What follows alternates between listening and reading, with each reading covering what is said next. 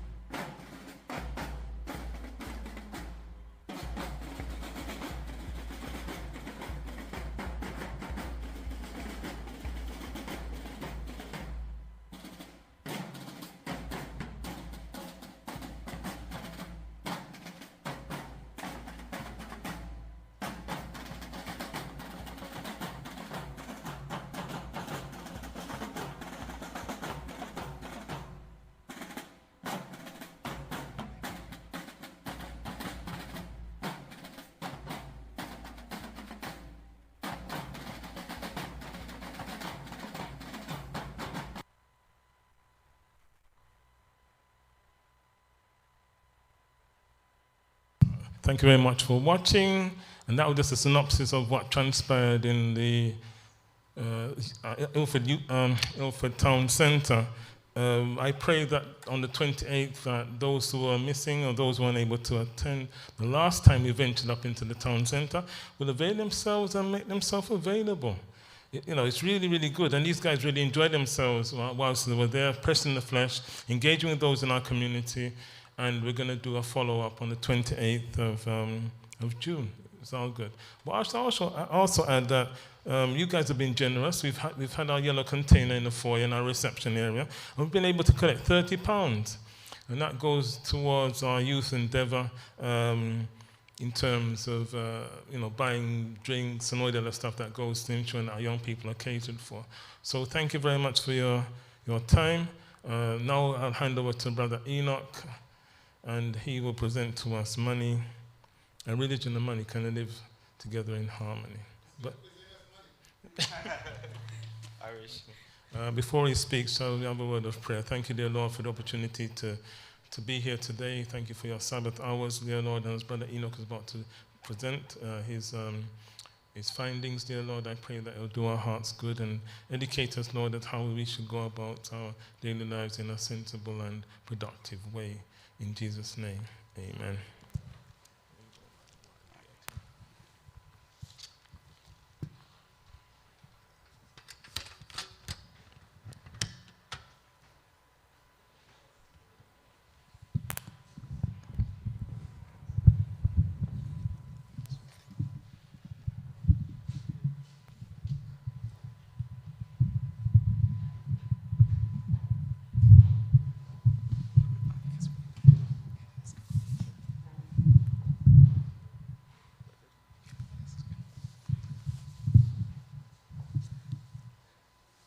Hey everyone. First, obviously, thanks for showing up. It's a big crowd for AYS, so I appreciate your attendance. When we spoke with Elder Clem a few weeks back, maybe a couple of months, and this topic came up. I think if we look at different religions that we probably get to interact with, so Muslims, or Islam, the Jewish or Judaism, and most other religions, you tend to have a very clear philosophy of what their money management looks like, both on a personal and professional perspective. And so when this topic came up, it was actually, what I assumed would have been a very straightforward topic to look at, turned out to actually not have a lot of clarity. Which is why my money and religion slide first started. I have an image of a lady with Islam. That also happens to be the template that I got, so it was a coincidence. I did not have to scour for that. Sorry, it's not working. We're meant to go to the next slide, but my pointer is not working.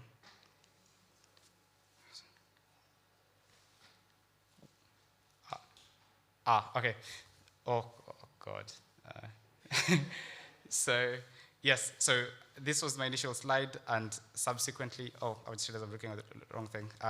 So this is what obviously I ended up changing it to managing personal finances, but in the context of Christianity. The reason being, I don't believe myself to have any form of authority to tell people on how they should manage their finances. Let alone on religion. So I believe that maybe we might have what is an interactive session where we might be able to share our experiences and people can share some of their verses on some of these topics.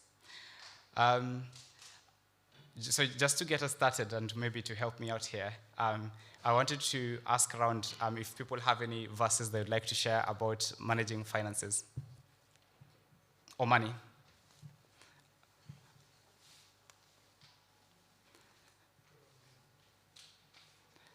No one? Oh, okay. There's a roaming mic, by the way, so you just need to lift your arm.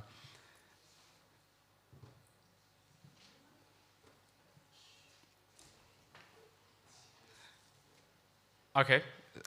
It seems I also did not have very many because I realized a lot of my experience with finances has been quite different, but I was able to do a very quick Google search. If we turn to Matthew chapter 6 and verse 21. Matthew chapter 6 and verse 21. What does it say?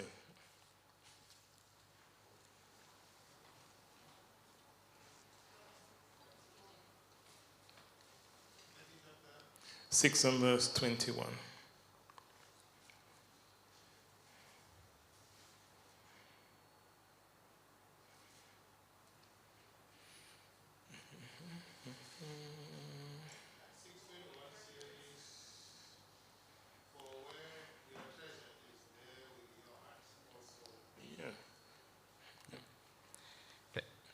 So what comes to mind is that I guess we sometimes work 24/7, 365 days for the year. You know, we sort of forget about the 6 days of toil and labor. If we could do 8 days of toil or 10 days of toil and labor, potentially we would do it. But we have to recognize that excess can become a little bit indulgent, and with indulgence is sometimes we forsake and forget about God, and we tend to rely on what we deem as being a necessity, and I guess money is a necessity, but I guess we have to know how we approach it, how we handle it, so it doesn't become a situation where our hearts are steadfast on it to the point it becomes almost idolatry. Yeah. Do you want to say something? Advice on finances, we find it in Proverbs. So like in Proverbs 10 verse 4, it says, diligent hands bring wealth, but a slack person suffers poverty. You also have in Proverbs 21, where precious treasures and oil are in the dwelling of the wise, but a foolish man consumes them. So there's a lot of, I feel like, advice on how to manage whatever you have, not just money, but whatever God blesses you with. There's advice on how to manage it well and how to use it wisely. I'll let you say something.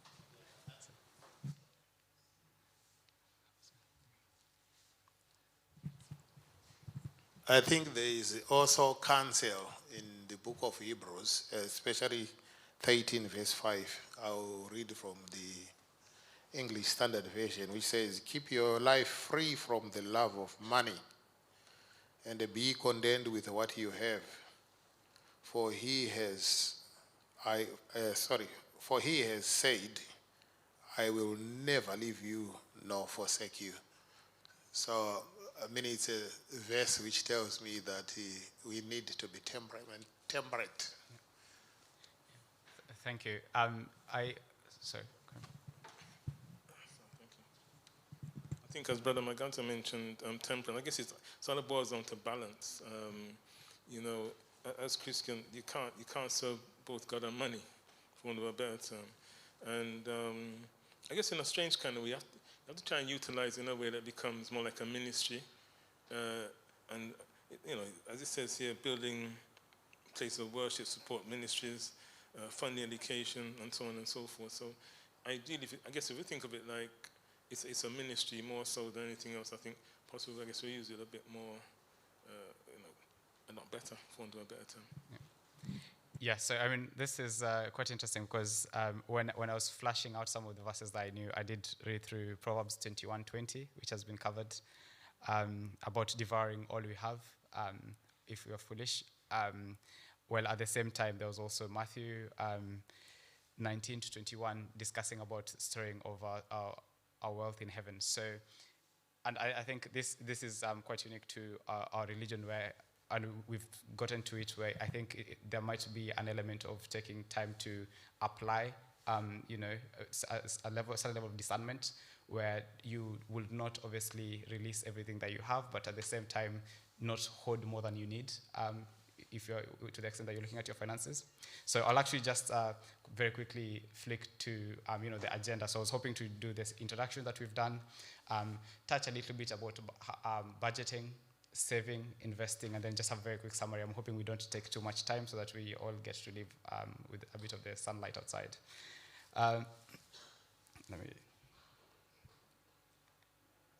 So this really is the introduction bit that we were discussing, where when we look at how we discuss money, to a large extent, or at least based on my experience, and I feel like we've had very different experiences in church, we are actually, the average Seventh-Day Adventist is actually very clear on tithing.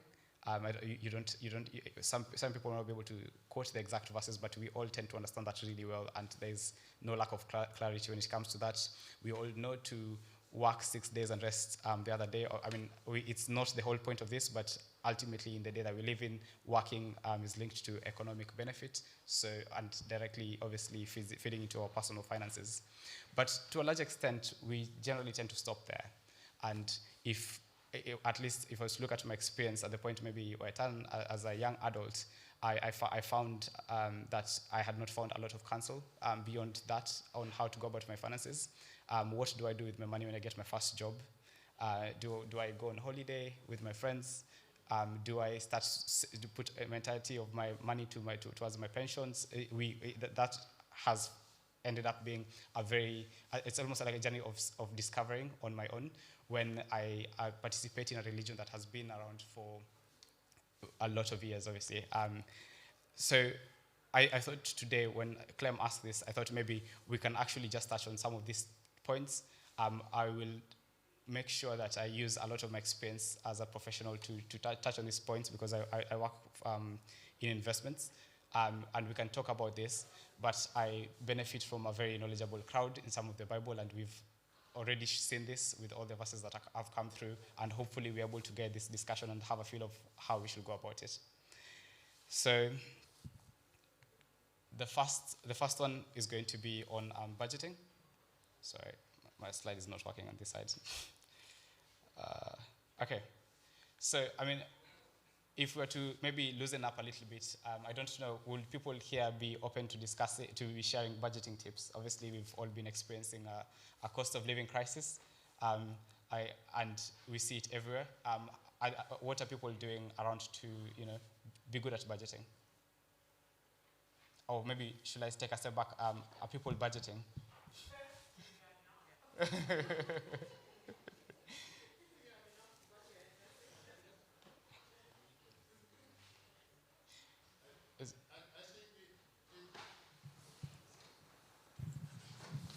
Sorry. I think it doesn't matter how much you have. Whatever you have, you need to budget. Because whatever little you get, there are different pockets where it should go. Yeah. You've got rent, you've got electricity, you need transport, you need food. So if you don't budget, one area is going to suffer, or more areas are going to suffer. So I think generally most of us budget, but maybe not to the extent of getting a surplus to save for tomorrow.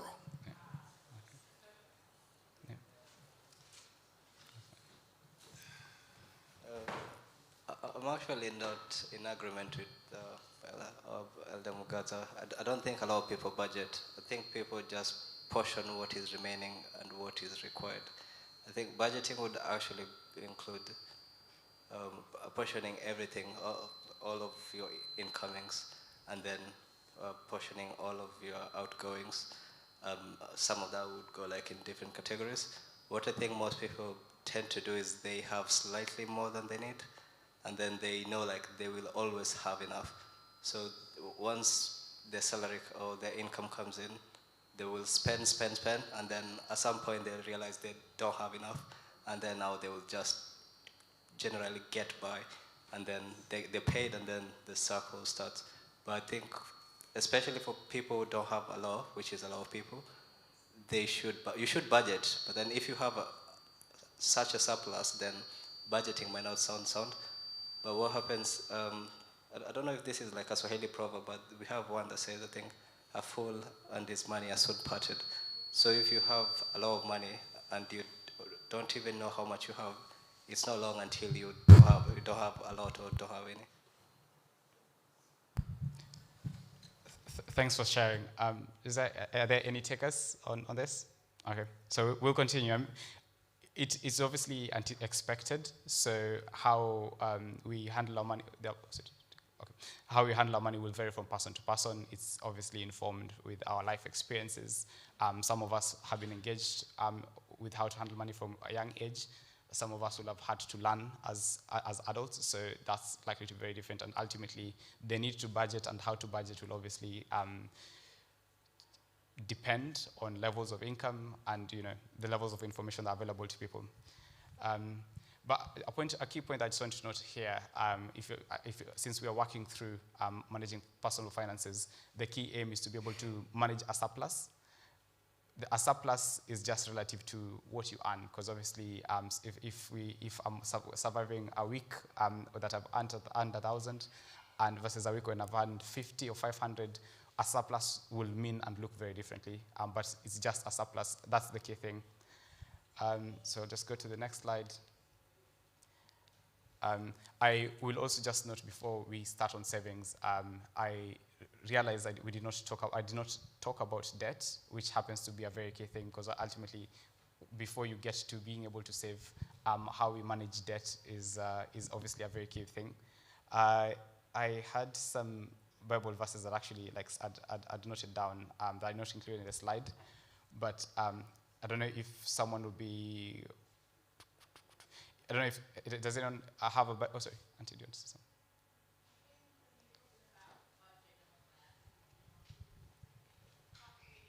Sorry.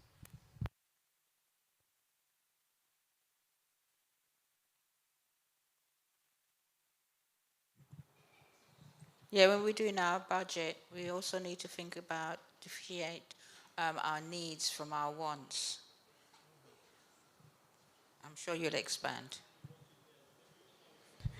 I was not going to expand, but now that I've been prompted, it is a very important point to the extent that you're dealing with finite resources. Paying your rent, paying your mortgage might not sit at the same level of urgency as going on holiday or buying a luxurious piece of clothing. Ultimately, pieces of clothing might be important from time to time to the extent that we need to replace them, and that is a very important point to be raised. So thank you for bringing it up. Are there any budgeting gems that people might be sitting on that might benefit everyone?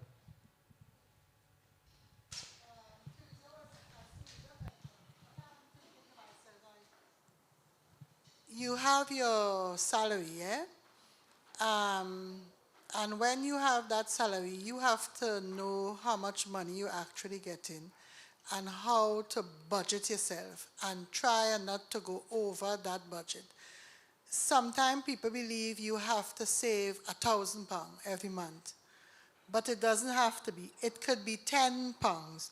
I remember years ago, an Indian man was telling us, he said people tend to want to save a lot of money when the month comes, and then you end up dipping back into that same money. He said it's always better to save less. And if you want, you can top up on that savings that you put in the first place. So from ever since what my mom taught me, she said, if you get $100 a day, a week, put aside $10.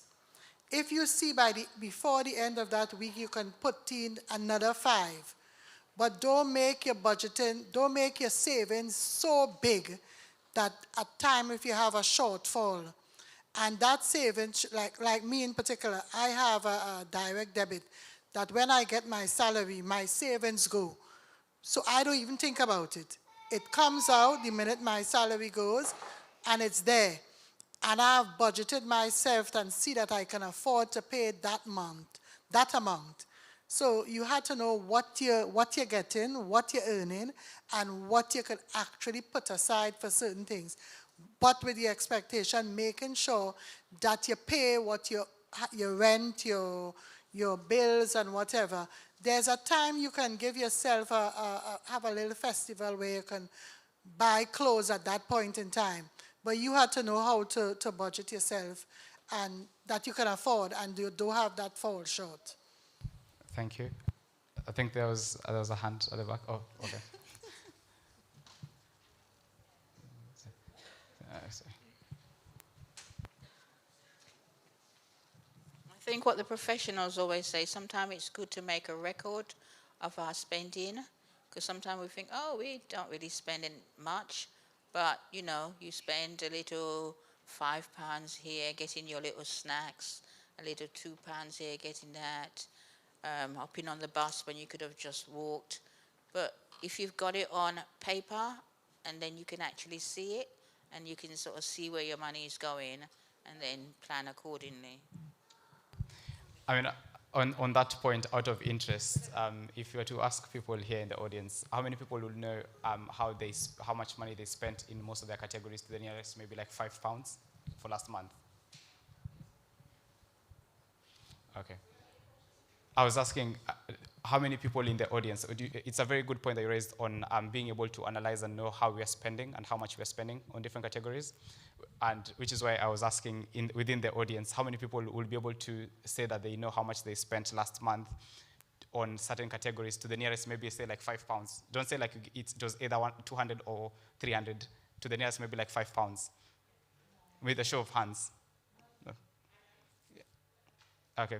And I was just asking about if people are aware of how they spent their money, in the previous month. And I mean, I'll probably take a wild guess here, guys, the people who probably knew it. I'm guessing you probably use personal finance apps. You link them to your bank accounts, and yeah.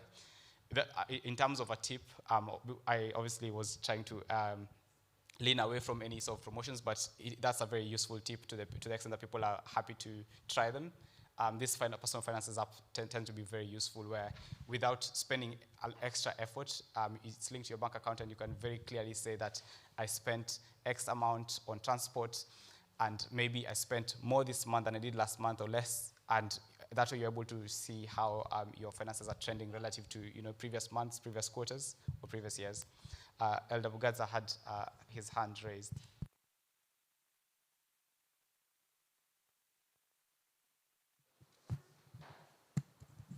Maybe something that you are going to talk about later, but saving and budgeting will not work unless you start with God. If you do your tithes, your offering, then it doesn't matter how little you are getting. As a matter of fact, the way we were brought up before we even joined the church, we believed in blessings that comes from your parents. So we were told that the first pay, the very first pay, it's not yours. When you get paid, you take the whole envelope, you give it to your dad, and he buys his suit. Yes, what remains is what you survive on for the rest of the month. And after that, then everything that is coming, you can do whatever you want. I was not going to church, but I was blessed when I did that. No, it's not a joke. It's not a joke. It's not a joke. Because, blessings comes from whether you believe it. You have got faith in what you are doing. And the same thing with the tithes and offering. That's why the Bible says don't give grudgingly, isn't it?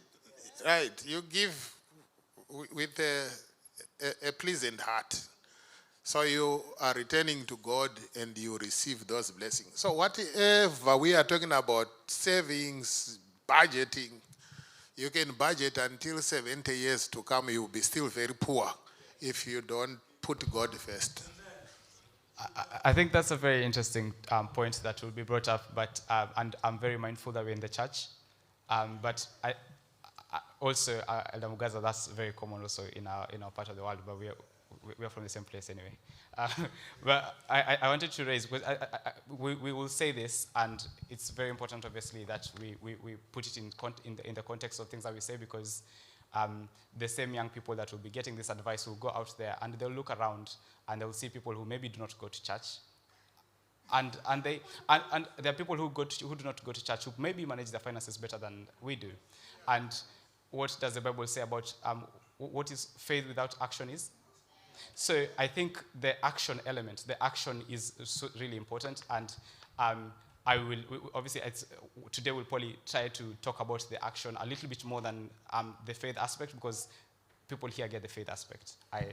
If you didn't, there was the earlier section today, and next weekend, or Saturday, there's the faith section. We'll talk about it again.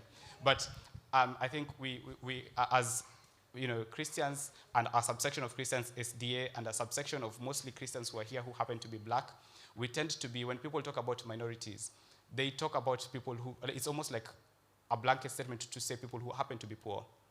And when George Floyd was murdered a few years back, and people made a joke that if black people took out life insurance, across the board, the police will stop killing them, because and it shows, because obviously if maybe every time, I think Marketplace will probably give us like 7 times death benefits, so if you do the job, they'll pay you 7 times the salary.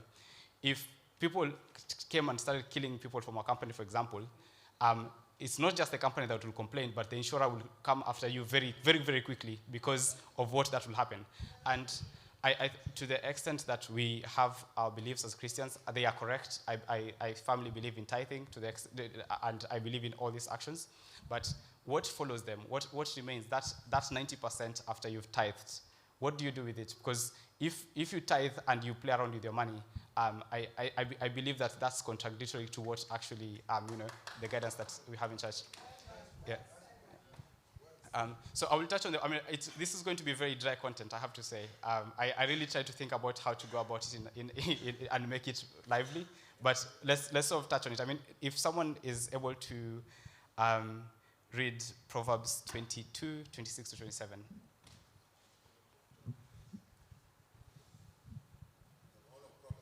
No, Proverbs 22, verses 26 to 27. Yeah. Whoever gets to it first, please feel free to read it out. Yeah.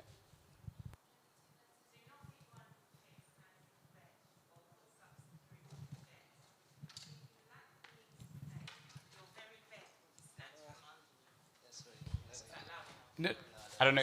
Maybe just read it again for everyone to catch it. And this is just on debt, because it's a slide that I missed, but I thought it's very important before we talk about savings to talk about debt, because I think it's usually the biggest jump that people need to make. Do not be one who shakes hands in pledge or puts up security for debts. If you lack the means to pay, your very bed will be snatched from under you. And obviously, there's another verse, I'll probably just to speed us up, Psalm 37, verse 21. The wicked borrows but does not pay back, but the righteous is generous and gives. I mean, these are 2 points, obviously. One, discouraging you from taking, from borrowing recklessly at least, because obviously, as we all know, most of us will end up going for a mortgage, and that tends to be very sensible borrowing for the most part.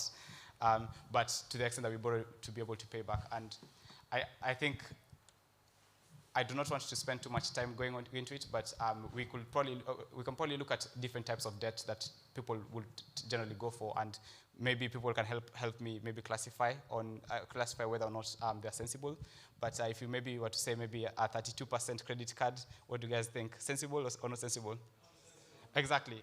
These are the things that we talk about, and the sort of moves that sometimes when we end up making them would probably result in us being dug into financial difficulty, even when we might be doing all these other things on the wrong side. Other things that will probably go there would be taking loans, but loans, I think maybe from, if I were like a finance hat, loans are like fire. Fire can be whatever you want it to be. When I'm cooking in the house, that fire is super important. It's really good.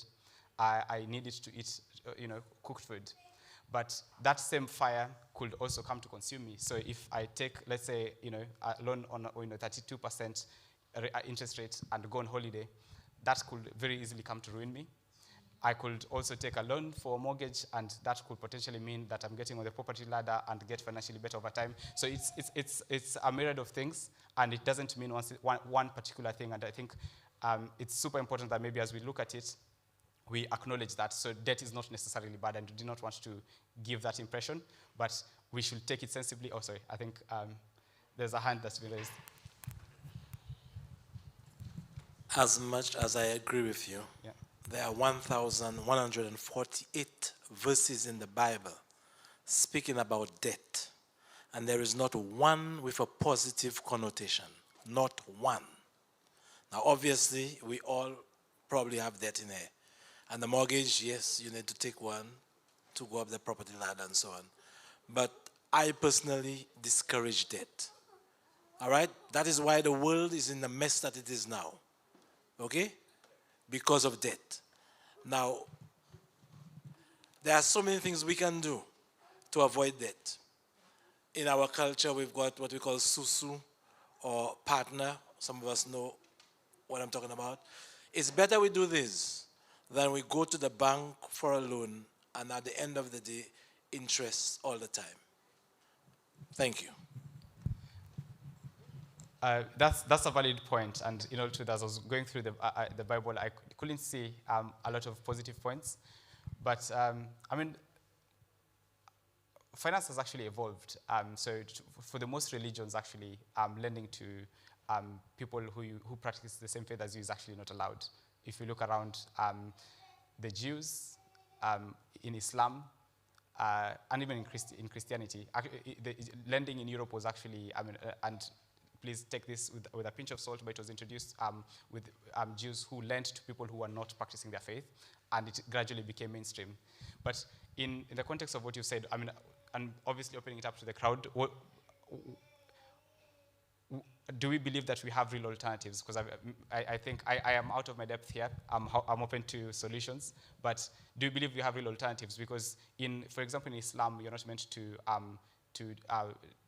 borrow or lend at interest, but yeah, exactly. But coincidentally, because I actually do it at work, and we actually do Sharia loans, and we do them for institutional investors and people who believe they should not be paying interest or earning interest. But I work for a firm which actually happens to be lending. So there'll be usually such a coincidence that we do not charge interest, but there'll be like an upfront fee which is almost equivalent to interest. The interest on the day, not the interest coincident, not just any other interest, the interest on the day. So it's actually something that it's almost, sometimes people find that in trying to be righteous by passing, and almost so these people who believe that they're not earning interest, but actually certain elements have just been engineered to not look like interest, but equate interest. I don't know, so if people have any solutions, any alternatives, like where I can get my next mortgage without without paying interest on it, I'm actually on board. Do you have any real alternatives, like putting it to the audience?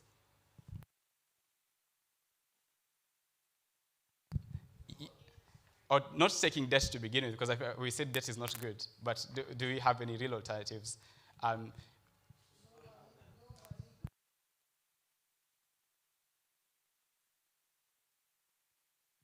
Don't matter how you dress it up, nobody gives you nothing without getting nothing out of it.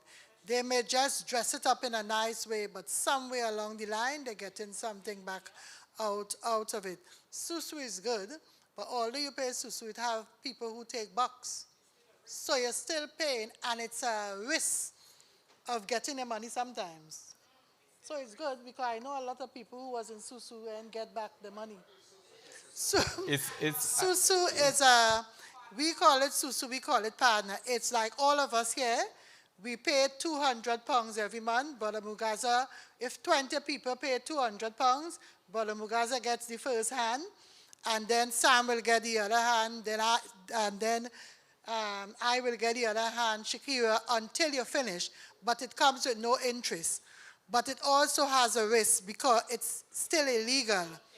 Because somebody could get a hand and don't finish pay, and you can't do nothing about it. So,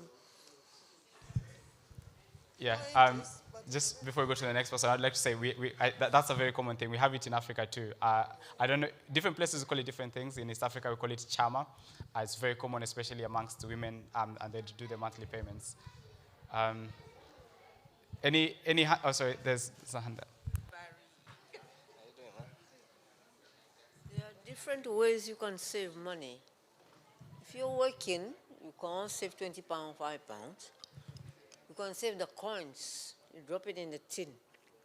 5p, 20p, 2p, £1, 50 pence, whatever. I don't want to tell you my business, but this week I had some coins, and I went and changed it to get some notes. I was quite surprised to see the amount of money I saved.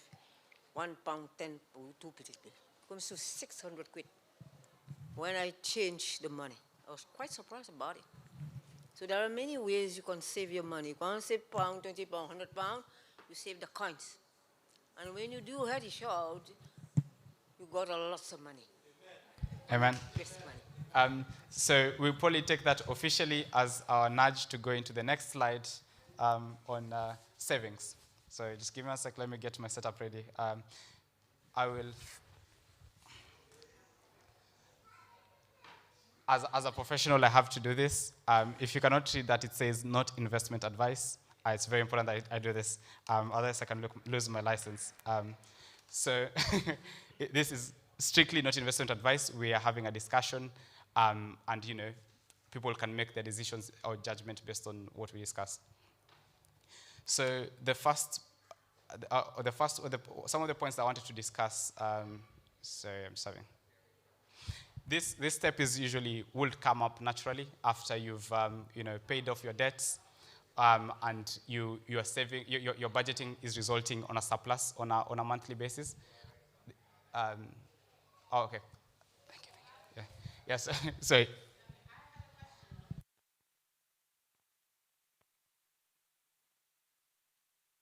People having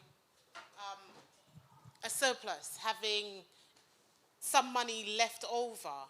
So when you have certain people that they're basically what they call on the breadline, they don't have any additional money left over, how do you avoid having to borrow? How do you avoid having to get help for essentials when you're basically barely making it? Because we look at it like the Bible says that you shouldn't borrow. And I believe in that. Right? It is, the Bible says that if the lender is a slave to the borrower. But what advice do you have for people to avoid becoming a slave to the borrower? So that's it's a very important point, and it's sorry. Okay, sorry.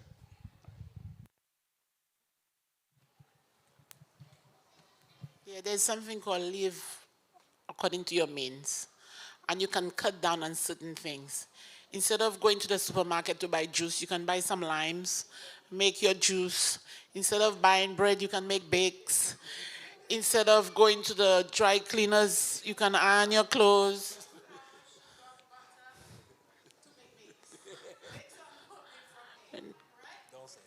Downsize, basically. Downsize on everything.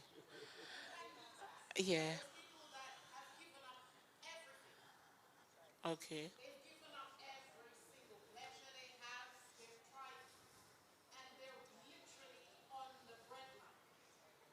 Well, you get a second job then.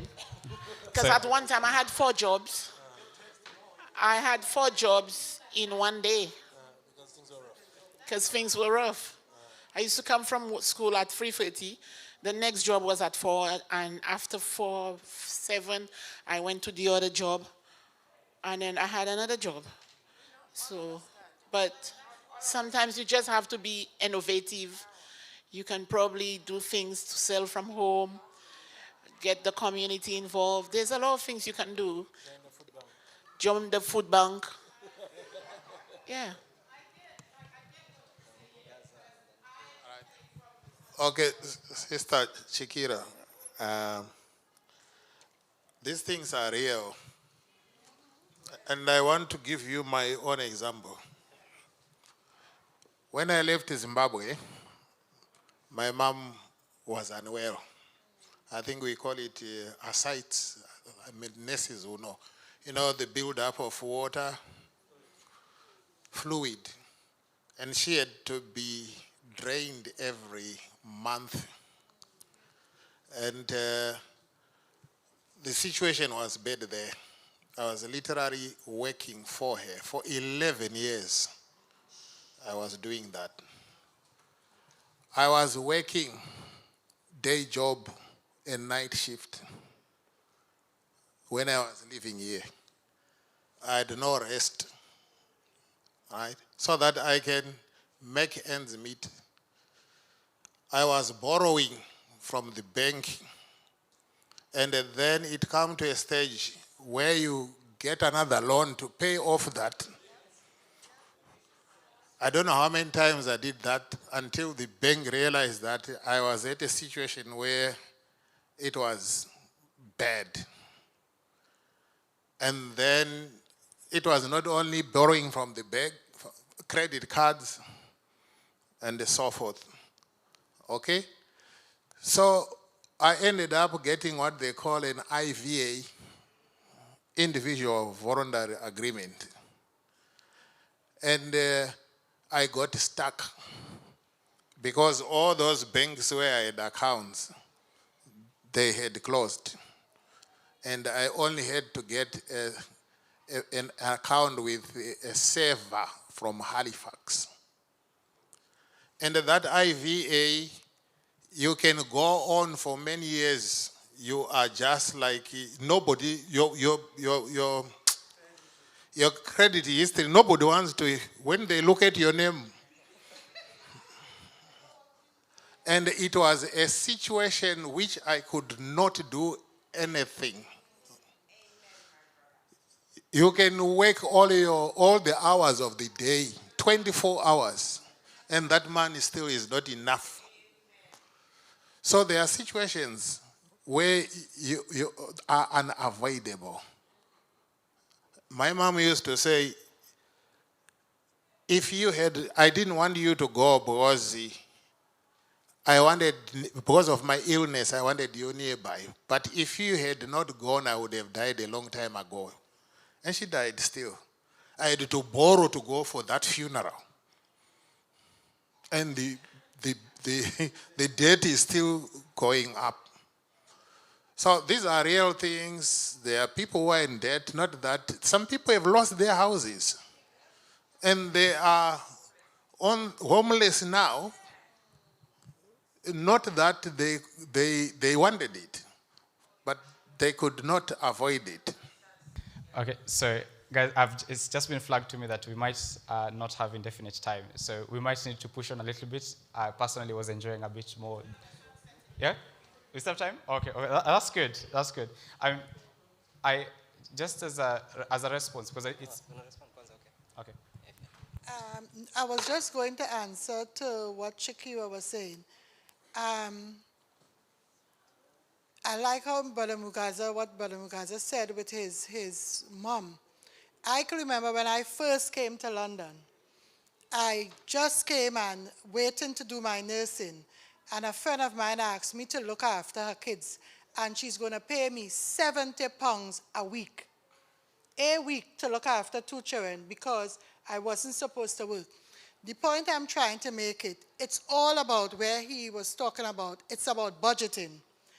Out of that money, I used to send £20 home for my children. I used to save £20. And every week I will take £10 to buy like food stuff for myself to eat.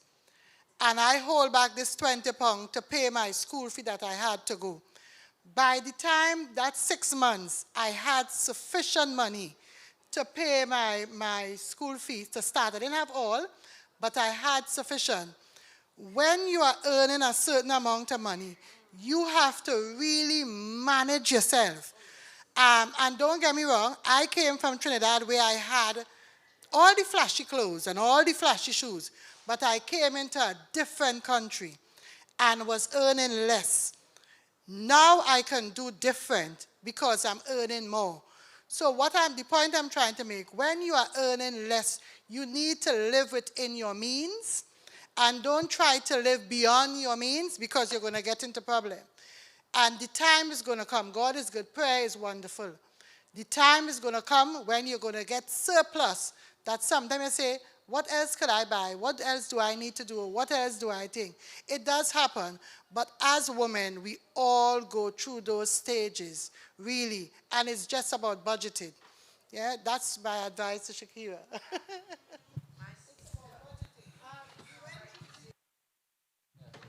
Okay, two more responses, and we go back to the slide. Where I'm asking that question, right? I said, I get that as a church, we don't believe in accumulating debt. And I 100% agree with that, especially debt you're not able to pay back. My thing is that I understand you have to budget. If you have additional income to save, 100% you need to put money aside and save. You have to be diligent. Consider the ant, thou sluggard. Consider her ways and be wise. But what I am saying is that as a church, what kind of Christian advice do you give someone that doesn't have that option? They barely have enough to cover the monthly payments. Take, for instance, right, a couple of months ago, right, I was in a situation where I moved from Brentwood. When I moved, my gas and electricity, my gas account was 0. My electric was at £70. British Gas sent me a bill where my gas jumped from 0 to over £300 and my electric jumped to £700 out of nowhere. So when you have someone like, I am able to manage, right? But when you have someone else, where in a situation where someone has kids, they work day in and day out, they work as many jobs as they can, even to the point where they're neglecting those kids. How can you then tell this person that's right on the breadline, working as many jobs as they can, just to pay back HMRC, to pay and tell them that they need to budget better? How do we advise this person as a church? Okay. I think. That there are circumstances where even though you try to budget, you can't. Yeah. I don't know as a church, but like Brother Mogadza, his circumstances were his mother. But after my divorce, I had 5 children to look after. And I was working night. When I finished night, I go and do 2 other jobs. So I was doing 3 jobs. And there was still not enough. Like him, I had to borrow. And I had to, exactly what he said. When you borrow, the bank, you go somewhere else. And they tell you they will pay the money. They will pay the money that you borrow. So that's money upon money that you. So there's no way you can budget that. You can do what you want, say what you want. Every circumstance is different. There are times that you can't budget. In fact, when you have one job and you take a second one, you pay more tax on the second one. And then on the third one, you paid more tax. So when the money comes, you see it on the payslip, but it's gone. And you tell yourself, what is the point? But then you tell yourself, well, at least there's a few extra penny. You can't budget that.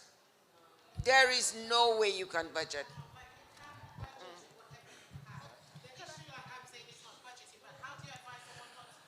I got a friend working with, and he said he was in that same situation, loan upon loan upon loan, and his head was hot, he couldn't do anything.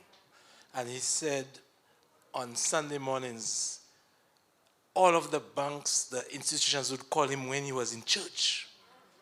And he tell you, he can't even answer his phone in church. His head's hot because so many bills, one on top of the other. And so he said one day he just sat home and he just tuned his TV. And the preacher said, you cannot run away from your debt. You've got to pay it. And the preacher gave a number. And the preacher told him, call that number. It's a government agency, right? Where they take all your debts and they put it into one. And they gave him, how do you call it again? Bankruptcy, right? Right. So they told him he'll be, the right term, I can't remember the right term, but so for 3 years, he would be on that list. All right? Well, I don't know how many years now, okay? But the bottom line is 10 years now? Thank you. So whatever it is, he did that, and that is how he got liberated. And he said to himself, that can never happen to him again. He cut up all credit cards. He did all of this. What I want to say, Sister Shikira, I understand what you're saying, because a lot of us are in that same situation. All I would tell you, or tell us, brethren, when we get to that situation, just depend on God.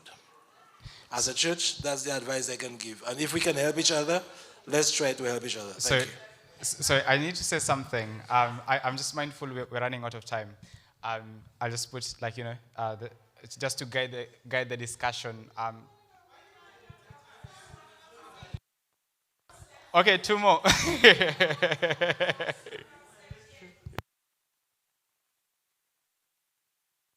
Because just as what Brother Martin was saying, I remember Fletch had a friend, and he had loads of debt. And while people was worrying about the debt, even English people, I think it's we who worry about the debt, because one of my friends said, she run up debt, and the debt is too much. She just called bankruptcy. She goes off for a few years, and then it goes right back like if she never had anything again. Would you advise that? So, wait, if you really can't get out, like how Brother Mugaza had all those debts. He could have put all those debts in a basket, and that time, those years would have been about 3 or 7 years. You go on the blacklist, and afterwards, it's cleared, and you start afresh. So maybe just putting my professional hat on. A lot of the discussions that we'll be having here, they will be actually very, very personal. Whenever we're talking about personal finances, there's the personal in personal finances, and it's going to be very, very different from person to person. So there are circumstances where bankruptcy is actually advised, and for certain people it will ruin you. So, for example, if I was to declare bankruptcy, a lot of the jobs I'm actually qualified to do, I'm not allowed to do them ever again. And it might actually nullify all my qualifications. It might mean that you might not be able to take certain jobs. So for certain people, it might not be a good idea. But for others, it is actually a viable option. I think we should obviously maybe consider that as we talk about these things, they're very different from person to person. Another point that I wanted just to throw out there, because I feel like we all, as a church, we're all familiar with the story of Ananias and Sapphira, right? And I think a very big part of the story that goes there is lying in front of the Holy Spirit, lying in front of the church. But there's the underlying story that's actually usually one of the bigger points that we probably do not talk about, was the role of the church.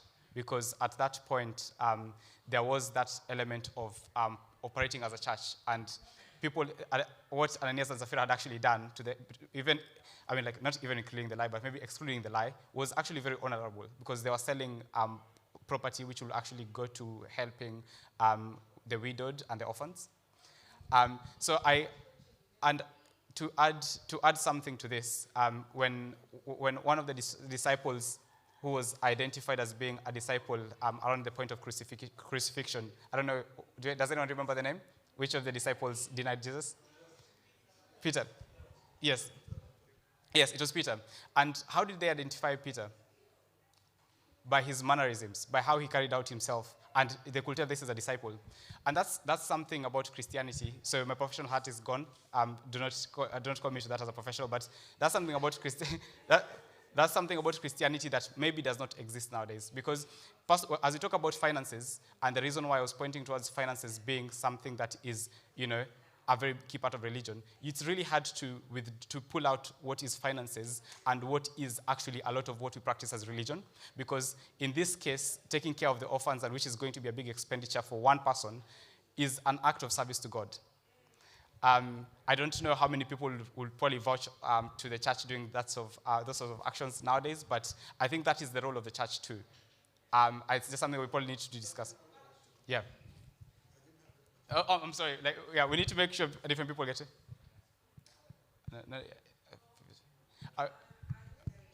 Sorry. Okay. Do you want to speak? Or?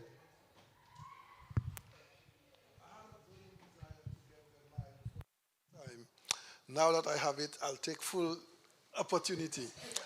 I have listened to many, many people talk on different subjects. But one of the things I want us as a church to take on board before I go any further. You see, Brother Enoch, he's a rare person. You're lucky to have him. And I believe many of us should have an opportunity to ask him to have a one-to-one with him.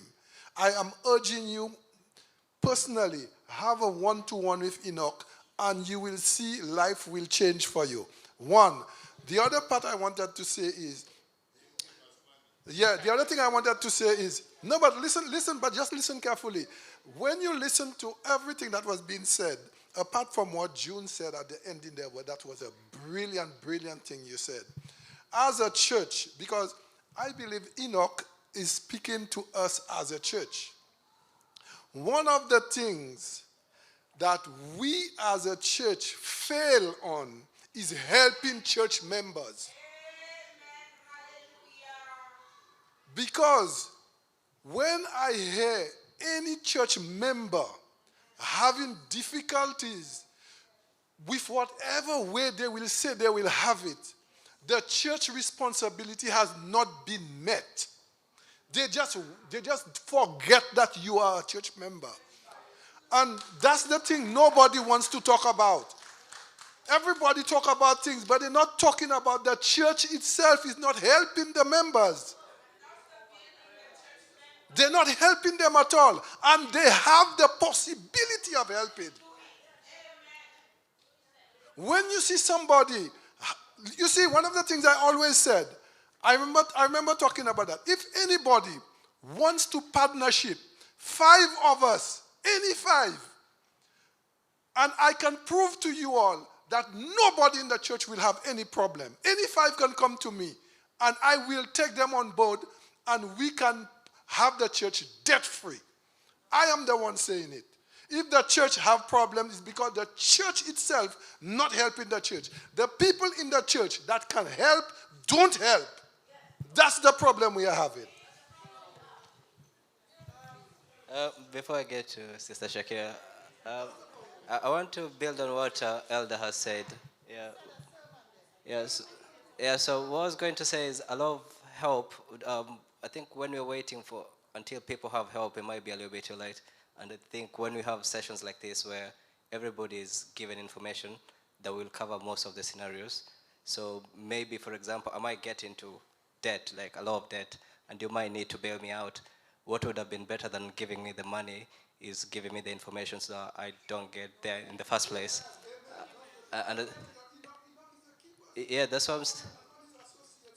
Yeah, and another thing is, special check here. So with budgeting, budgeting is about apportioning and priority. So even if you have a little, you still have to know what comes first. So let's say you have $1 million of debt, but then you only have like £500, or actually let's say 100. So there's things that you wouldn't be a priority, like paying off that debt. That won't be a priority. Your priority will be like food. You probably even won't pay, you won't pay like bills. The priority will be food. So budgeting still boils down to apportioning and priority, regardless of what you had. So that's why this information will be specifically, everybody has something. I don't believe there's somebody who has absolutely zero. There will be some resources that come to your hand from time to, they might not be enough, but they will.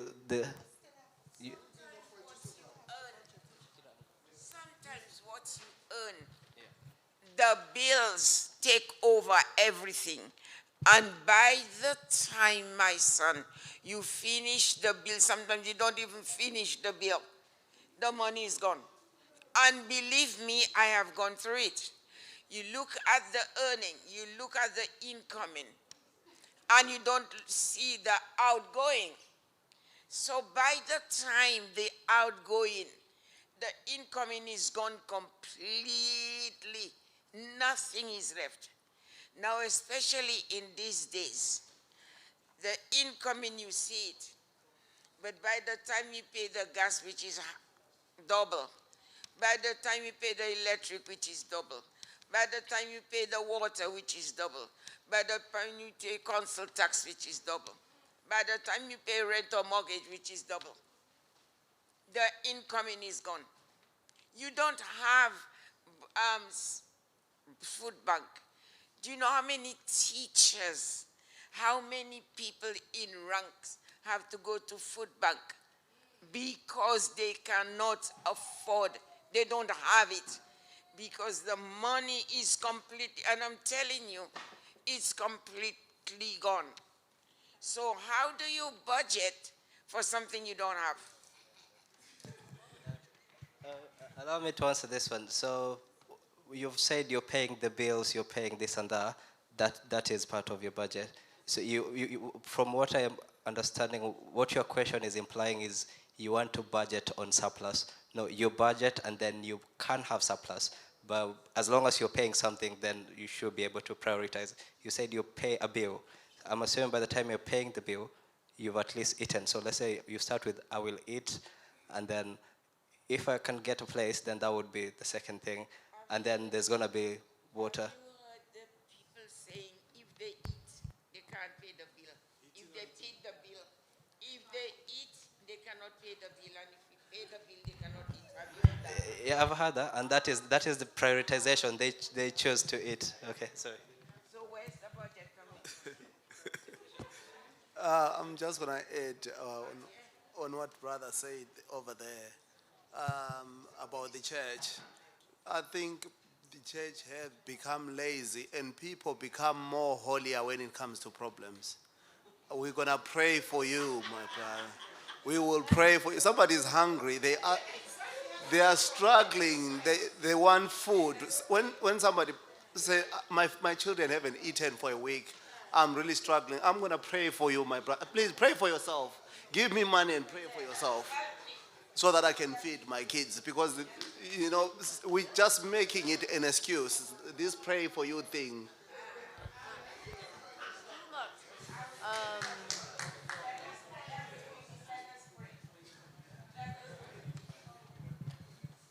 Hello? My advice to you, church, you know, I hate debt. I don't deal with debt. From my country where I come from, I never went to debt. Never borrowed nothing from anything. I try to save the little as I can. But coming up here is another different situation. But I can brace myself to save a pound. But I don't want to spend everything I have. Sorry. Then the next thing, I heard someone said to me, she says, my sister, I cannot save money at all. So why, my love? He said, the little money I'm getting, I have to pay this, I have to do that, I have to do that. I said, yes. But at the end of the day, you have children. All the children are on their own, they move already and things. Perhaps if they give her a pound, she still spend it, because she don't have them. Goes through debts. But I said, do you have any debt? Yes. And one thing I noticed she's doing, she's watching television 24/7. I said to her, you can cut off on some stuffs just to help you different. You know, she said, whatever you say, I cannot save money. I said, just always excuse me, I can't help you, my sister. But if I can't help you, I'll give you 20 pounds, 100 pounds. But I'll still help as possibly as I can, you know. But what I'm asking you, church, debts, yes, we have to buy debts to do this, to that, but leave the worldly thing out there and stop taking debts. to help you different. And you will see the difference. Too much debts, creating havocs, creating problems. This is the problem people have in this country. They think too much, and they're going through too much. I want this, I want that, I want everything. No, you have to stop it. Stop buying, stop looking for these things. And you will see the difference.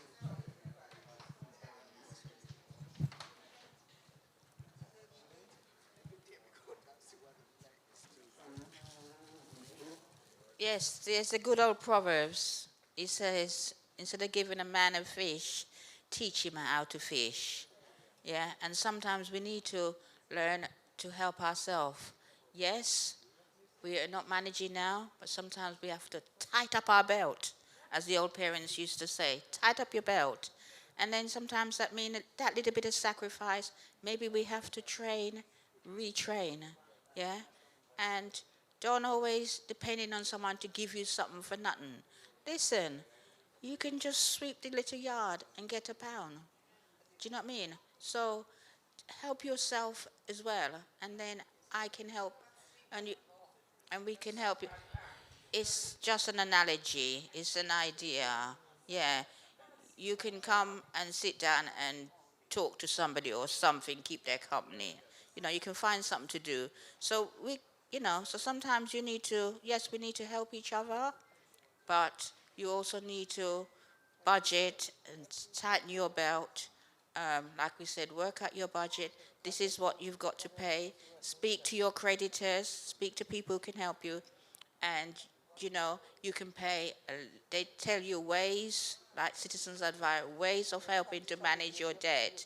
Don't struggle about trying to manage the big old debt. You speak with them. You pay them a little bit. You pay this one a little bit. You start with your big one, and you break it down. Once you're paying them something, and they see that, you're not want to not pay them nothing and play big and everything, yeah. Don't have to eat steak and chips every night. You eat sardine and rice. Hallelujah. And also you help yourself. Listen, if you got a little space, you grow something. You can grow your food. We have the big allotment down there. Right now it needs plowing up. I don't see no one down there. I'm looking for you. Sorry. We'll take one comment. We are at slide 8 of 18. Yes, so we need to speed it up a bit. One last comment, okay, and then so, my comment was on when I came back in. Brother Sam was talking about basically the church, feeling like the church doesn't really help as much as they should.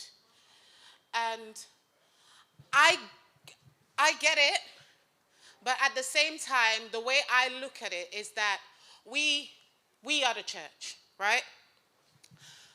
I feel like in some instances, the burden we place on the local church, it's not a burden that they're able to carry. And I can speak from the perspective where I was a treasurer in my church before. I was a church treasurer. When we did the budget and you counted the tithes and offerings, you did the Sabbath school offerings and all the contributions, and you put all of that money together. The money a lot of us think the church has, they don't have it. Furthermore, I feel like the church, I can say that in certain situations, the church has helped me. I will put my hands up and say they have. Where I feel like, as I'm thinking, we are the church. God has placed some of us in positions to help, and we are hoarding it. And that is where a lot of people in the church are struggling, and it's not our business. That's the mindset. I've heard it.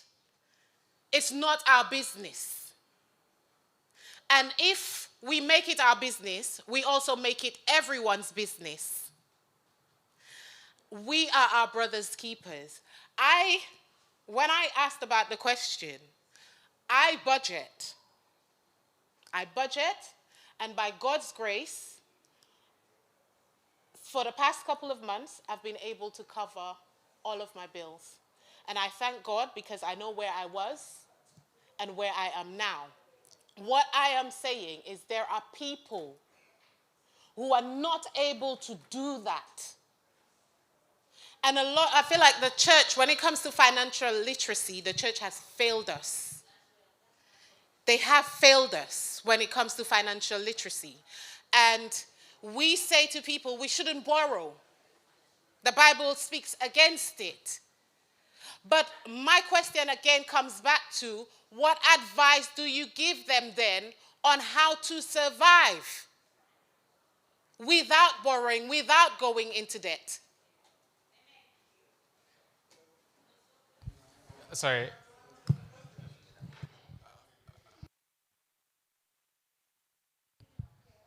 Okay. Okay.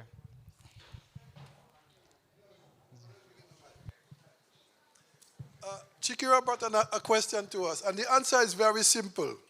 We have Enoch, who somebody in the world is employing him to solve the problems that the world people have.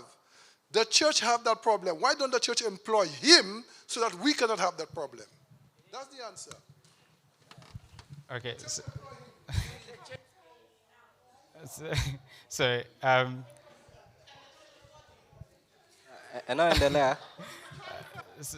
sorry, guys. We need to actually move on.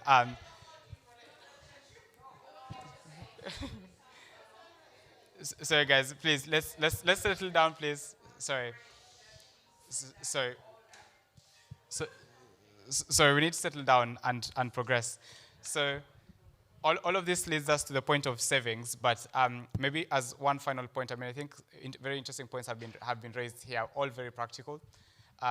There are tools that are available to us, but we tend not to use them when we could. So to the point of maybe it happens that people can get laid off work.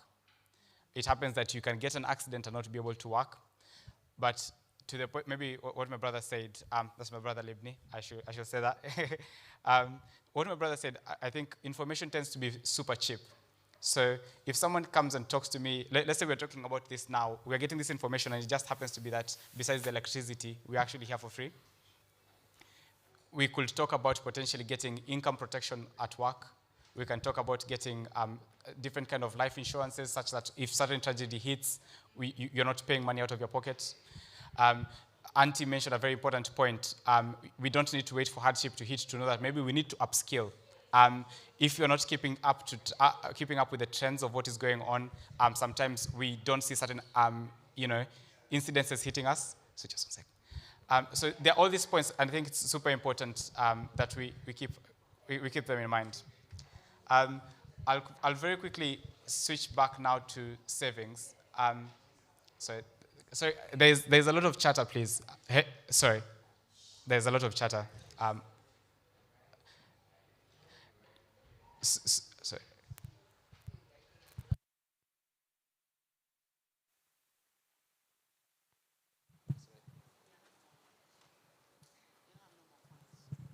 No, I don't have any more points. I'm just agreeing with Elder Sam and Sister Kira. We are, let me say, I am, and I know quite a few other people in the church, we are very financial literate. We do not understand it. And there's one illiterate, we don't know it. You see, we don't even know the word. We don't understand the finance. We've not been taught. And I know, and a lot of churches don't teach it. I mean, when I was little, we had pocket money. But then you had your pocket money. You think and I had certain things that I had to spend my pocket money on. So it started to teach you little money management. The children don't get pocket money anymore. Mom, I want this. Okay, darling, what color, what size? And, they just get what they want. So they don't learn money management. And we don't know it. And because we don't know it, we can't teach it. Okay, so, sorry. Yeah, so just for the benefit of maybe walking through some of this information, sorry guys, we will not be able to go on if people are making noise. It's disrespectful if you're talking while I'm talking. Let's try and have this as a cohesive conversation. So let's try and let's walk through these points. Ultimately, it's becoming very clear why Elder Clem thought it was a very good idea to have this discussion. There are a lot of points that maybe might come across as being, obvious to certain people, and maybe because of how information flows, other people might not have interacted with them. So we'll walk through them fairly quickly and allow for a lot of time, because I feel like maybe we can talk about what might be personal circumstances rather than talking about very generic and not factoring in everyone. So in this step where we've gotten towards savings, generally, you would be saving, obviously, as a result of a surplus in your budgets. Hopefully, you've finished paying down your debts or some of your debts, because there are certain debts where you don't have to actually accelerate paying your debts. So, for example, if you can go out and invest at maybe a rate of 8%, maybe it doesn't make sense for you to rush paying your mortgage that is actually 3.5%, because if by just skipping that step of paying off your mortgage, you're earning returns of maybe 7%, 8%, and paying 3.5%, so you're actually earning some money in between. So it's not actually advisable to rush to pay all your debts, but just debts that are charging an interest rate that is more than how much you can earn when you go out to invest. I should probably say that. But in this specific point, when you're talking about savings, we can think about it as almost a journey. And I think we probably all make this journey in different phases. So when maybe I talk about it, Malaika there will be in a very different stage than me. And I will be in a very different stage than maybe my parents who are preparing to retire. So we can talk about the journey of what I think we need to be ticking off. One of the key points that we probably need to add, and for the first step, maybe you're just breaking even when you're trying to budget. The next phase for you is actually not investing. That's actually a very bad step for you to be making. It might make sense for you to actually, one, make sure that you have maybe a rainy day fund, save some money. If you just were not paid for 1 month, are you able to survive? So there's a duration that varies. So if you're closer to retirement, obviously the duration needs to be a bit longer. But maybe someone starting out maybe have 2 months of savings. If you're closer to retirement, that should be 6 to 12 months maybe. Those numbers are arbitrary. I'm just picking them, but it's relative. So depending on how long you've been working, that should be slightly longer. And generally, savings tend to be for short-term goals. And maybe as we have this discussion, we can have a very clear distinction between what savings are and investing. With savings, this will tend to be cash. I'd probably not recommend sitting on hard cash. We all have our preferences, but have it sit in your bank account or something that is earning interest. That tends to be super useful for many reasons. One, it will be for interest, but also because the financial system is actually interlinked. So I might be sitting on 100K cash under my mattress. I'm not. But if I'm doing that, my situation is very different to someone who's actually holding 100K cash in the bank account. The sort of services that the bank offers them tend to be very different than the person who's not. So it's super important to the extent that you can have your money within the system, so to speak. You'll find that maybe mortgage rates are different for people who show certain things. And we need to keep that in mind. When you say short term, let's probably use a definition here, like maybe around within 12 months. So if let's say I am saving up to go on holiday, that makes sense. I'm saving to go on holiday. It may be the next 3 to 6 months. And there's a level of certainty. I think it's super important that maybe we put that. So if I need something with certainty, it's happening in a short amount of time, saving is the best idea. I can put some money in maybe like an interest-bearing account. It will not make a very big change to my life, in all truth, because maybe the interest that you get you tend to be super short for money that you can pull out immediately. But that is the idea to go for. Also, to the extent that that's not legible, I was saying it's not ideal for long-term goals, because if I'm trying to save for something that I'm going for maybe like the next 3-4 years, you'll find that the interest that I'm earning might be lower than inflation, and you're losing money actually when you think you're saving. So it's not ideal for long-term goals, anything over, let's say 13 months onwards. And obviously the obvious point here, a key consideration is to make sure that we are shopping around for the accounts that offer the best interest. On that point, actually, when's the last time you checked the percentage interest that your bank accounts give you guys, like on a monthly basis? Do we actually know? That's good. Because it is super important. I mean, and it makes a difference, because a lot of the time you find that there's this sense of, it's not loyalty, because I don't think anyone here is loyal to their bank account. But we just don't do anything. There's a sense of inertia, and sometimes it takes too long for us to actually take actions. So, I mean, it's an odd behavior, I have to say that, but I actually do shop around for the best interest rates all the time. So each month, I'll be checking, see, is my bank account giving me the best interest? Is my bank account giving me the best interest? And the moment they do not, I move. And it's something that is encouraged, because so many people will probably be sitting on a Lloyd's bank account that's probably earning 0.26% interest. I think one of my Lloyd's bank savings accounts is earning that rate. When you could get very easily elsewhere 4.7%. If the amount you're talking about are going into the thousands, it's a big difference. You can find that you can earn maybe what is almost like a meal deal. That's usually my unit, because fairly recently I used to just pay only for meal deals when I go to work. You find that you might be able to actually pay for a meal deal a day from just interest. And that is just the difference between moving from one bank account to the other, and something that we need to consider. We probably don't need to talk too much about this, besides the fact that I'll talk about that once amounts get past a certain point, tax implications come in. I think you can earn up until maybe £500 in interest per year, tax-free. And that's if it's sitting outside of what is not a tax-advantaged account, which we'll also talk about. I will flick on to the next bit, which is talking about investments. This point, we have a lot to talk about, actually. So I put at least like 3 slides, and it's a key thing. I think this is the key difference. When you're talking about the problems that the church is plagued with, this is actually a key differentiator between actually surviving in your old age or actually living in your old age. So it's super important, and even more important to talk about when people are much younger. So it's something that you talk about from day one. The earliest you can start, the better. If you've not started, we start now, and it's a very key point. So tying it back to what was the savings aspect, the investments are generally suitable for long-term goals, and long-term goals could be anything from saving for retirement, planning to buy that first house in 3 years' time. Maybe you're in a comfortable position and thinking, maybe I want to be able to pay for the school fees for my children or for my grandchildren. Obviously, that's a privileged position to be in, but anything that you're thinking about in years tends to be, now that's actually like the perfect territory for looking at investments.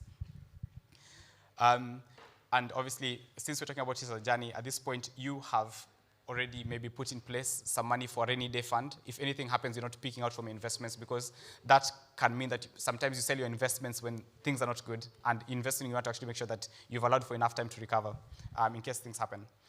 And a key point here will be, it involves taking some form of risk, which is why it's also suitable for slightly longer periods. So to the extent that maybe there are some fluctuations. More recently, as you're all watching the news, you can see tariffs being thrown left, right, and center. And most of the investments in public markets, for example, the S&P 500, NASDAQ, the FTSE, have gone down at least maybe 4%. And to the point of thinking about longevity, if you were to maybe zoom out and give it maybe 10, 15 years, I think we'd be up more than 100% in some markets. So if you have a longer time horizon, then investments are suitable. But obviously, if you're looking at it for maybe 5 months, maybe it's not my situation, but if I was looking to buy a house in 5 months, it might not be the best idea for me to have money in the public markets, because with a tweet from someone, I might actually lose my money. So it's something that's quite sensitive. Yeah, so there are different types of investments, Auntie, that are available. Certain investments are not suitable. For example, what I'd recommend for you, which is what I was saying, it's a very personal thing, might not work for me, but there are things called annuities, and you give them like a lump sum of money, and what they do is they guarantee a certain amount of payment for a certain duration. It might be for the rest of your life or for a set number of years.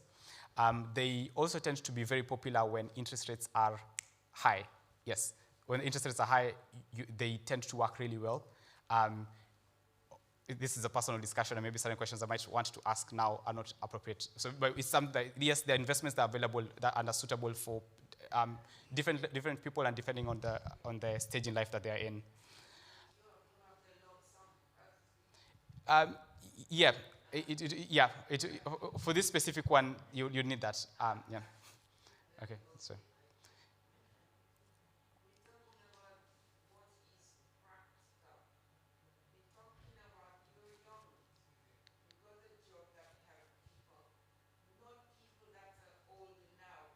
Yeah.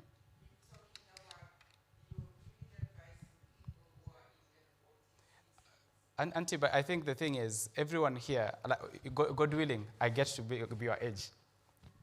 And I want to talk to someone if I can't speak to someone when they're younger, obviously it's better. But this advice is useful. Obviously, for example, certain things like budgeting and saving are applicable, obviously, for all stages in life. But these discussions, we need to make sure that, I need to talk to you and meet your needs, but I also need to make sure that when I'm speaking to someone who's younger, I'm giving them the right tools, because if we wait to the point of talking about information being cheap, if we wait until someone's 83, the amount of money that needs to go to help someone is different. Now I can just give them advice, but at some points you need actual money, tangible money, to be able to help. Yeah. Okay. So I'll just pause. Okay, we will actually continue. So the next one, sorry, the slides are moving.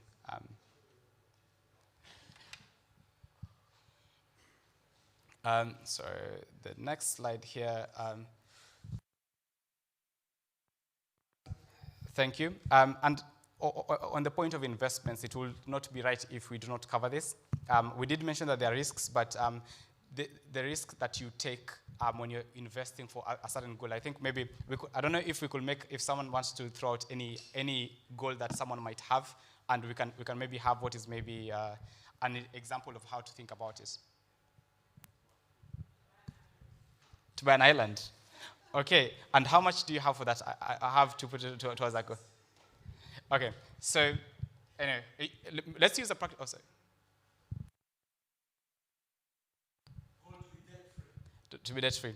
Okay, actually, to be debt-free, sometimes maybe investments might not be the best way to go about it. Like, let's just answer that directly. If, let's say I have multiple debts, maybe I have a credit card, I have a certain loan which I have monthly payments which are set, and I think also to keep in mind the points that were raised, not everyone is in a position where they have a surplus, but let's assume like you have enough to cover your needs and a bit more. It doesn't have to be enough to pay everything, obviously, in one go, but it will be recommended that you know your debts and what is charging the highest level of interest, and that tends to be very important, because whatever is charging you the highest level of interest tends to be the thing that will keep you the longest when you're in debt. Certain people out there, and if you watch social media, some people will say you should pay your smallest debt first. That doesn't happen to be necessarily true. Mathematically, you should pay the debt that has the highest level of interest, because that will be the one that's growing and outrunning you, and you find that you're in debt for years. So have them ranked, and to the extent you pay the minimum required for each of your debts, obviously. When you have that surplus, have it all go towards the high interest debt, and that way, once you pay that down, it's a lot easier working through the rest. I think that would be, my very sort of broad brush approach towards maybe paying debt. If you're to maybe go to the inverse of maybe, rather than looking at debt, maybe thinking about trying to have an asset. So let's say I'm trying to buy a house in 5 years, as an example. 5 years is, like if you think about it, obviously there's an element of how much risk individuals are willing to take, because that's something that we need to keep in mind, and it's different. But when you have a slightly longer period of time, then it means you can allocate a bit more of your money to things that maybe take on a bit of risk.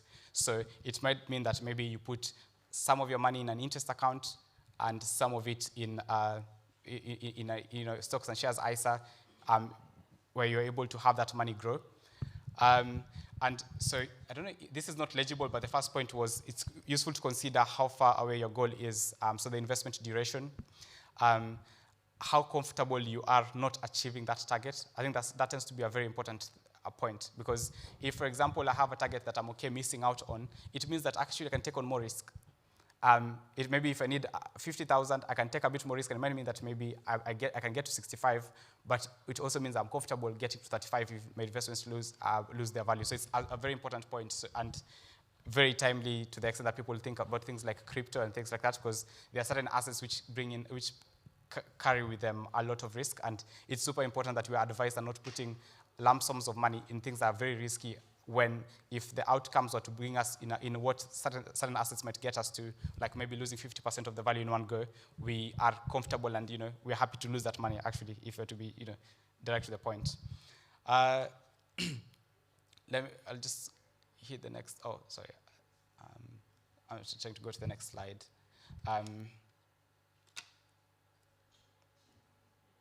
Okay, just next one,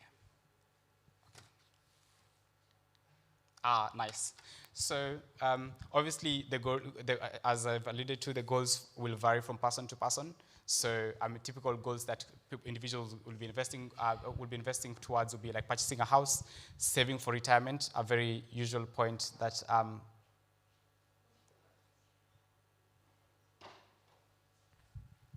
Okay, let's continue. Purchasing a house, saving for retirement, which is obviously a very relevant point that we might have, funding education, and any other unique goals that individuals might have. Let's go to the next slide. And here we probably have some questions. We are talking about investing, and when you look at the universe of investing, the things that you can invest in are anything, like practically anything. As Christians, are there investments that we believe we should not be investing in? Yes. What do you have in mind?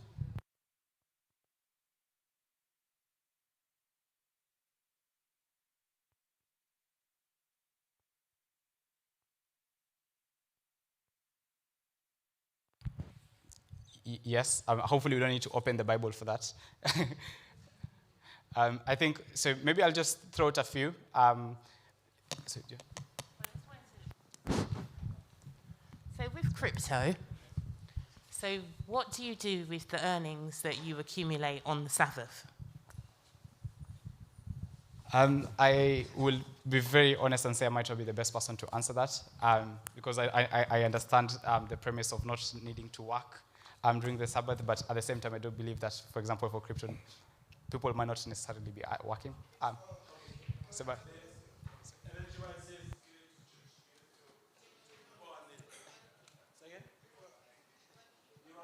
Physically working as a nurse, as a fireman, as a policeman, you give it. Yeah. Okay. So the crypto finance is more or less the same as if you have a house renting. So you're renting a house on a monthly basis, but the person sleeping in your house on Saturday and Sabbath, you're not telling them today is Sabbath, they're not paying rent. Amen.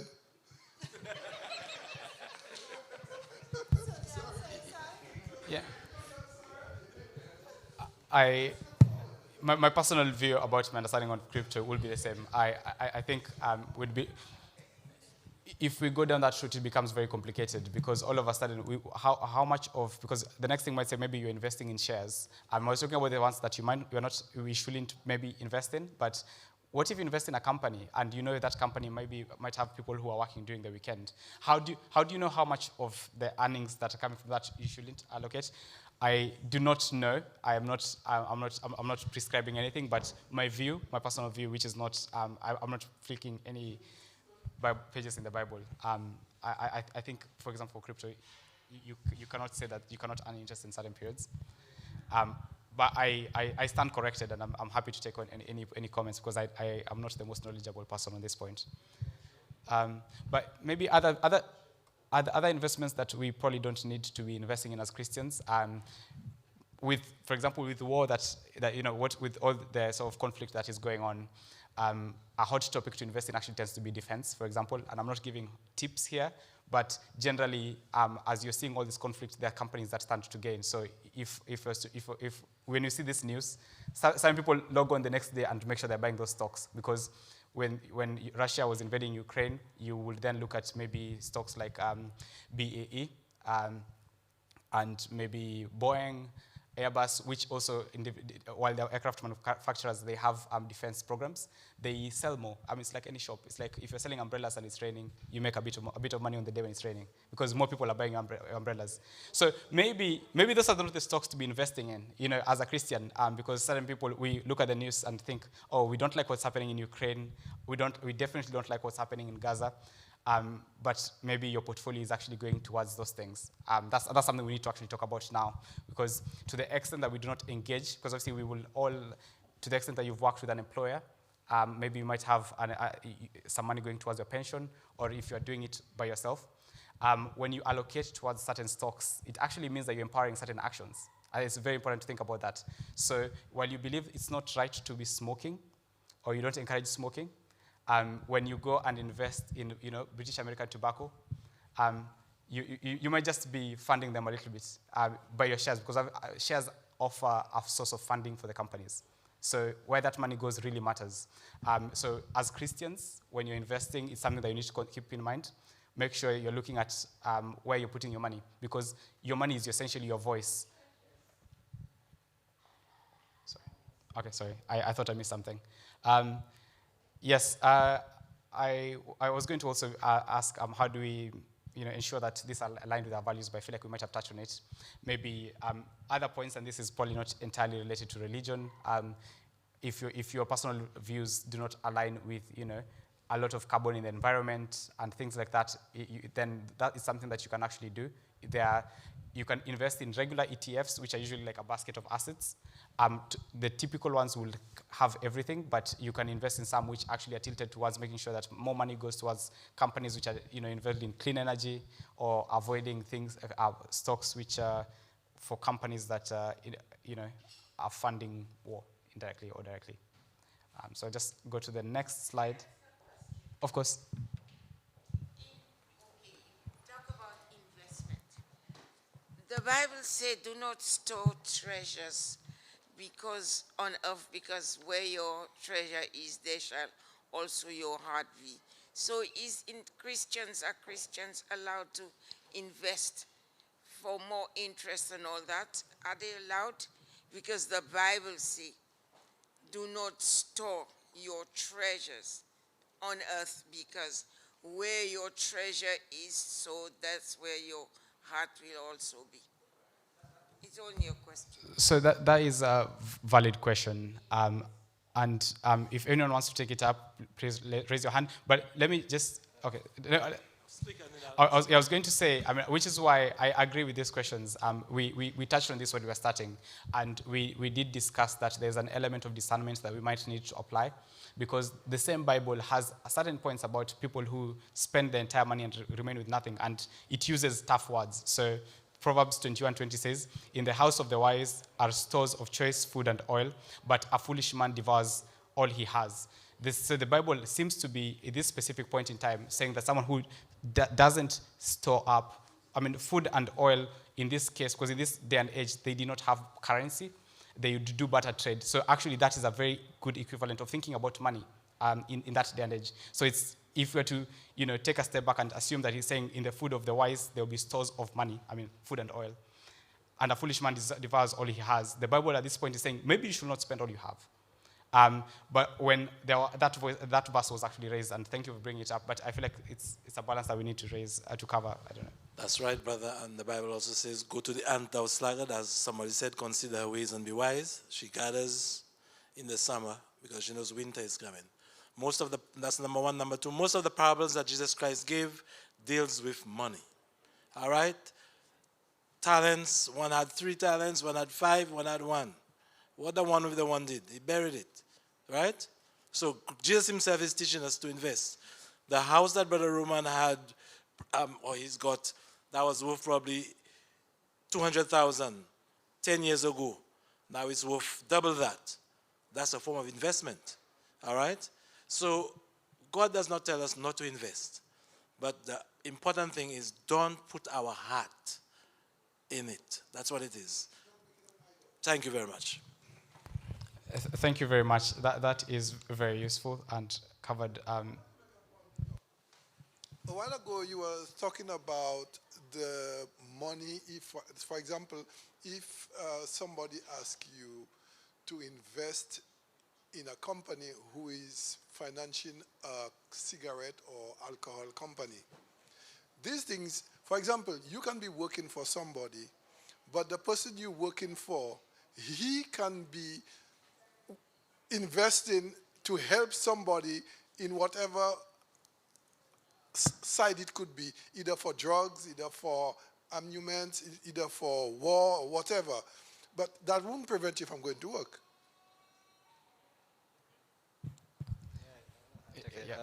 I think I will be able to take this. So I think the underlying principle is ethical investment. So let's say we are all investing, but then like we bring our ethics into it. A good example is we've been having a lot of like war in, let's say, especially like in Gaza, where they've actually been more or less testing new weapons on the Gazan population. There's this company called Palantir, and it's been doing the most and bring all the AI and all of into the war. Yeah, that's the one that I know. But then like their stock has been doing really, really well. But I find that I'm not able to invest because I'm not for what they're doing. The company might be, let's say my own company might be taking my pensions and investing into it, because if you just look at it purely, it's a good stock. But when you bring your ethics into it, then you find that your ethics stop you from putting your money in something that you don't believe. Because if I put my money into it, essentially I'm enabling with my vote, with my stocks, with my shares, I'm enabling the company to go ahead and do something that I'm actually against. Yeah, but when you talk about money, then you talk about the money in monetary, but the hours of work you do is money. Yeah, and let's say, for example, coming back to that directly, I wouldn't be able to, let's say I was working at Palantir, and then, let's say they didn't do this before, and then now somebody bought us, and now this is what they make us do, then ethically I would leave the company. Yeah, yeah. Okay, so we will go to a very juicy topic. Sorry. I don't mind. What I'm saying, brother, is that topic is so informative. Yeah. I don't mind if you can do the second part, because I realize people are living, and it's very, very, very important that we really understand everything. So personally, as much as I will sit and listen, but I wish you would continue probably some of the Sabbath where we can, go through. I mean, we can. I think the people who stay here are giving a vote with their time of what they want to cover. So to the extent that people are happy to continue, I'm happy to continue. We're not too far. I've really glossed over some of the topics we have. There's a lot to talk about with investments, for example, but I'll try to get towards the end. And maybe we can have workshops at some point in the future, because the same way we do the accounting classes, making sure people have some more in-depth knowledge. We could do that, but we could probably just try and walk through it today. Just a few more slides. And just a few more slides, guys. So. Brother Leon also said it's also live streamed, so that is very good for us. The next point here is on taxation. To the extent that obviously people might not be aware, and since we are talking about savings and investments, it's only right that we bring this up. So when we are talking about doing savings, for example, to the extent that you're doing really well and saving money, that will attract interest income it will give you interest income, which will attract taxes on that interest income.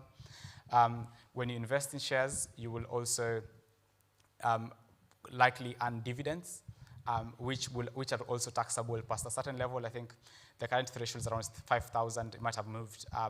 Don't quote me on those figures. If you invest in shares too, the shares might go up in value, which is a good thing, but that also means that you pay taxes on the capital gains. They tend to be a little bit lower than your employment income, which is why obviously the people who are well off just tend to be even more well off because they're paying a lot less taxes from capital gains. And then obviously, as a form of investment, which is probably like a step beyond in terms of sophistication, things like rental income, you would then obviously pay taxes on those depending on how you structure your property or your holding of the property. And we will not be covering that today. I feel like if you get to that point, maybe it makes sense to maybe speak to a tax advisor. So, yes, please.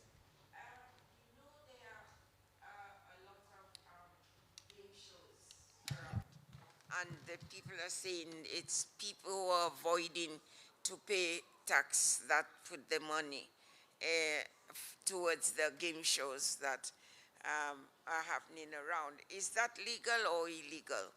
Instead of paying the tax, you give it to people who do game shows, and then other people win hundreds or thousands of pounds or dollars. Is that legal or illegal? Sister Agnes, it's the same system with those who give for charity. They give for charity to pay less tax. Is it legal or illegal? No, but it's charity, not game shows. Game shows. You avoid paying the tax. What I'm saying, you avoid paying the tax and you give the money to game shows. I'm not talking about charity. Charity is something because God said those that have to pay, give to the needy. That's not what I'm saying here. I'm talking about. It's legal using a loophole. Yes. Just like people putting it in the tax havens, offshore banking. That's what it is. Yeah, it is legal but immoral. I'd say you're not doing something illegal, but is it good to do it? Yeah, yeah. So we're about to touch on something that is maybe we're about to touch on something that is closely related to that, but hopefully a little bit more moral. Because we are all here, and I'm sure, like, to the extent that people have stayed till 6:25 to talk about investments and taxation. Maybe you care about your finances a bit more, and we're trying to to have a bit more. When I thought, because we're talking about savings, it will be incomplete if you don't talk about the best tools to use to save. I will not refer to any companies. This is a Sabbath, and I feel like we're really just talking about concepts. So to the extent that when you're talking about savings, for example, and you're holding your money in cash, a recommended tool will be a cash ISA. I'm sure people are familiar with them, but just bringing them up. With this, they are not recommended. The same way we're talking about savings, they're not recommended for anything long-term for the best part, because if you're holding too much cash, you're losing some of your purchasing power to inflation. The interest income that you earn when you have money held in a cash account, in a cash ISA, is going to be tax-free or tax-exempt. I should probably say tax-exempt. And as a result, it's a very useful tool to the extent that you're trying to save up and you're starting on the journey to make sure that you're not losing some of your interest income to taxes. And that's especially if you're going beyond that tax band that is tax-free, I think around £500 per year. The next one is stocks and shares ISA. And this is also super beneficial to the extent that you might have not already started. If you're putting money towards investing to some of your long-term goals, holding your shares in a stocks and shares ISA is very efficient. Any gains arising from holding your investments in such accounts is tax exempt, or if, to the extent that you have some cash that is floating there that you earn interest income on, is also tax exempt. And as a result, will allow you to earn a bit more, because obviously we pay a lot of taxes. People have raised obviously the issues of seeing your pay slip, and it's almost like there's someone who was coming to work taking some of your money too. So this really helps to make sure you're not losing too much of your money.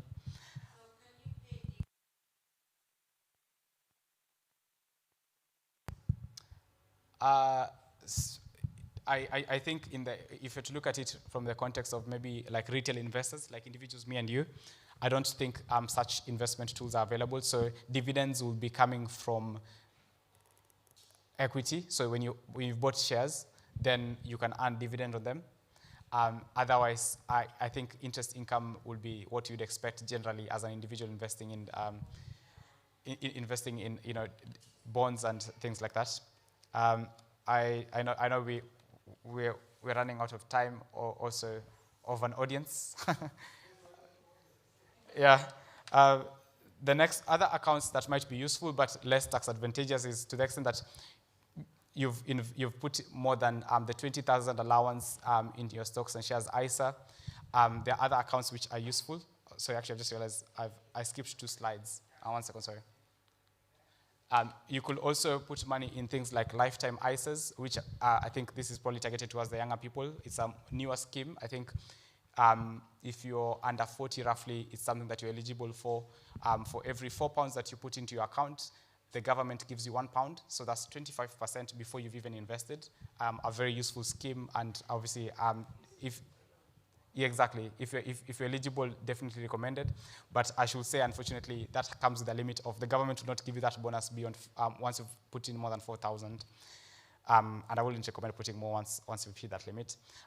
When you're looking at all your ISAs, a common rule of thumb is just you're only allowed to put in £20,000 a year, which is a lot, obviously. Once you fill that up, I'm sure you're comfortable. But if you have more, then we would have these other accounts which are useful. That would be like your regular savings accounts, which we are all aware of, and any self-invested pension plans or pension.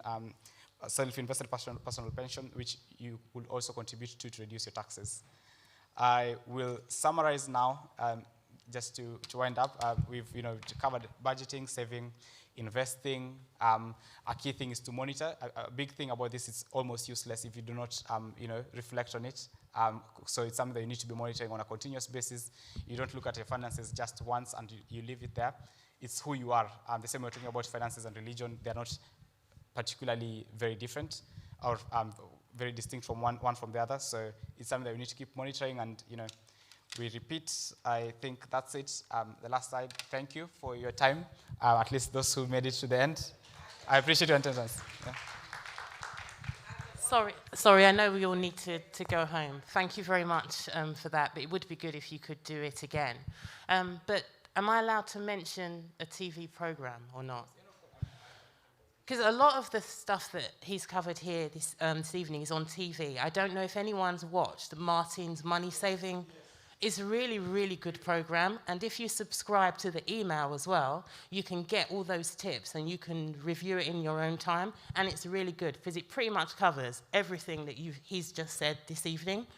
Because I think that financially, we don't fully understand. I'm not going to go into everything because I know we've got time, but I've been in debt and I've been bankrupt and I got out of all that. So now I know my monthly disposable income. I know my investments and I've learnt from that.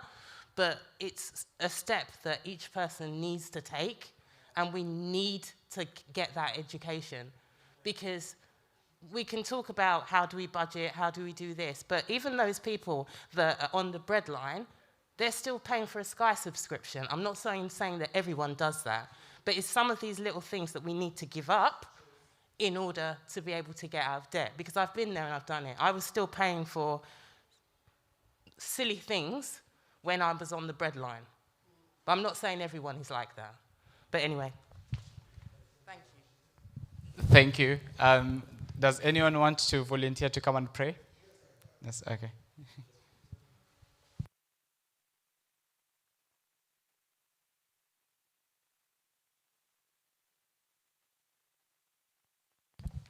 On behalf of Ilford Central, the elders, the members, and everybody, we want to give you a special thanks for what you have done. And we are looking forward to getting more from you. Thank you so very much. And I'm applauding the church. Please get close to Enoch. You have the opportunity of having him very young and having him now where he can help you. Make him remember when you did help him, and now he will help you freely. Yeah, so it's I know. The other thing I want to say to Enoch, these are your parents, eh? Yeah. I would like to especially thank his parents, because they have been faithful to the church and they have been faithful with him and have given him the education where now he could educate us from what he learned. So we want to tell you thank you. Let us pray.